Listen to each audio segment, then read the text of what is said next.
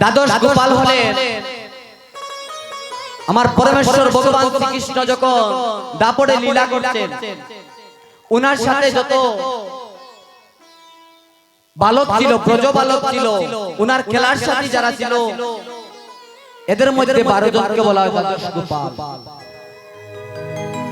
আর অষ্ট কবিরাজ বলা হয় এই অষ্ট সখীকে। যখন আমার পরমেশ্বর ভগবান শ্রীকৃষ্ণ দেখলেন উনার বাম অঙ্গকান্তি থেকে আমার রাধারানীকে সৃষ্টি করলেন,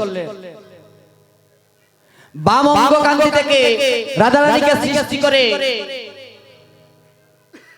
মনে মনে চিন্তা করে দেখলেন রাধারানী দিয়ে তো শুধু লীলা হবে না, তাই রাধারানী থেকে আরো 8 জন সখী করলেন, তারা হলো অষ্ট সখী। যখন 8 জন সখী করলেন, সখী করে দেখলেন এই 9 জনেও আমার গোবিন্দের লীলা হবে না।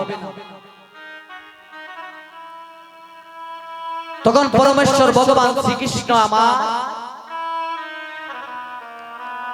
ওই অষ্ট সখী থেকে আরে 8 জন করে সখী করলে ওই 8 8 হচ্ছে 64, উনারা হচ্ছে কলির যুগে 64 মহন্ত নিতাই গো হরিব হরিব।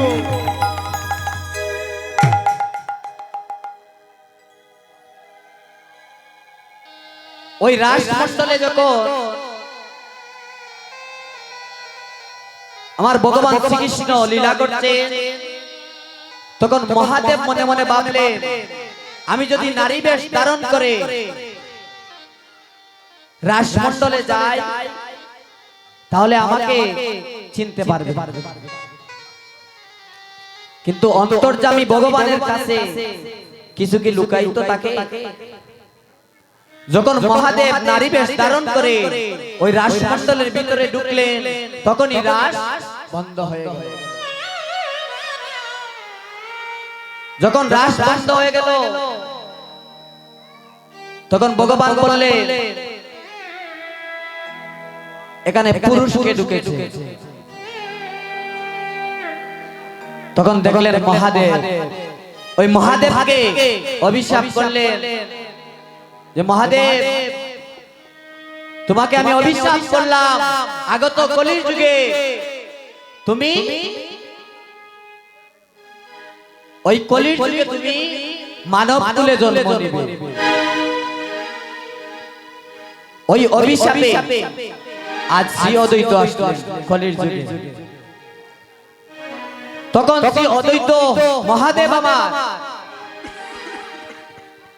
ভগবান শ্রীকৃষ্ণকে বললেন আমি যদি অদ্বৈত হয়ে কলির যুগে দাঁড়ে দাঁড়ে যাই, কলির যুগে মানব কুলে যদি জন্ম নেই, তাহলে আমিও বলে দিলাম তখন যদি আমার নাম অদ্বৈত হয়ে থাকে তাহলে তুমিও ভগবান শ্রীকৃষ্ণ আমার সাথে ওই কলির যুগে মানব কুলে যেতে হবে। নিতাই গো হরি বল।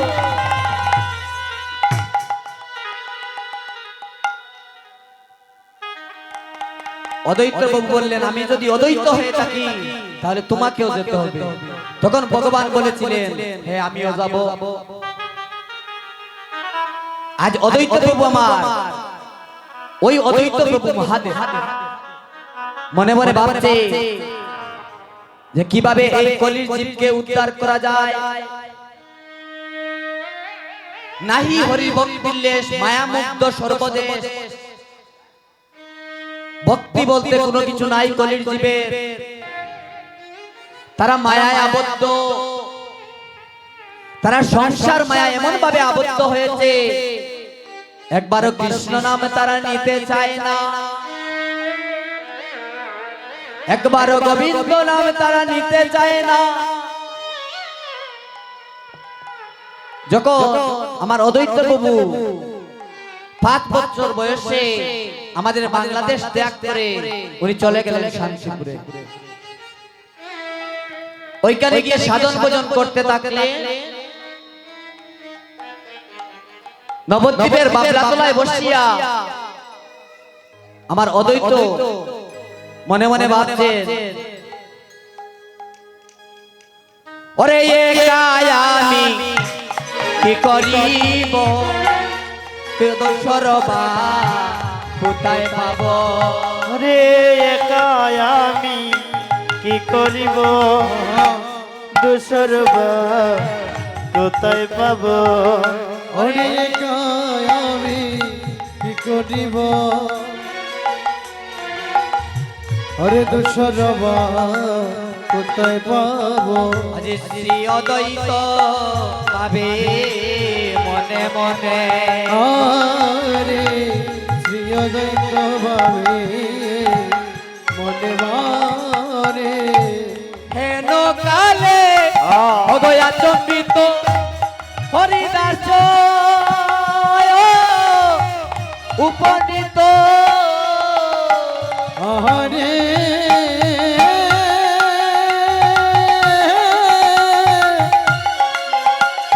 আরে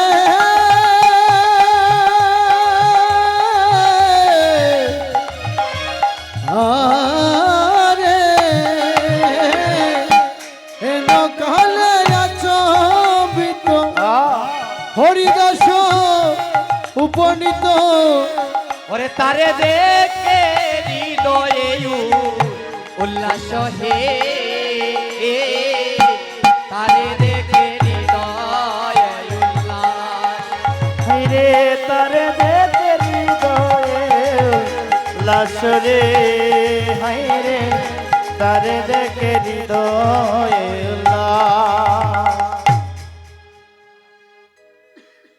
হেন কালে আচম্বিত হরিদাস উপনীত তারে দেখে হৃদয়ে উল্লাস হরিদাস ঠাকুর আসলেন আমার অদ্বৈত প্রভুর কাছে যখন অদ্বৈত প্রভু চিন্তা করছেন আমি একা কি করিব তেমনি সময় আমার হরিদাস প্রভু আসলেন হেন কালে আচম্বিত হরিদাস উপনীত তারে দেখে হৃদয়ে উল্লাস আজ আমার অদ্বৈত প্রভু খুব মহা খুশি এখন হরিদাস ঠাকুরকে এই হরিদাসকে আমার অদ্বৈত প্রভু যে দেখে এত খুশি হলেন হরিদাসকে দেখে হরিদাসকে বুঝা যায় কারণ একটু ঠান্ডা হয়ে গেছে রাধে রাধে জয় জয় মহাপ্রভু কি জয়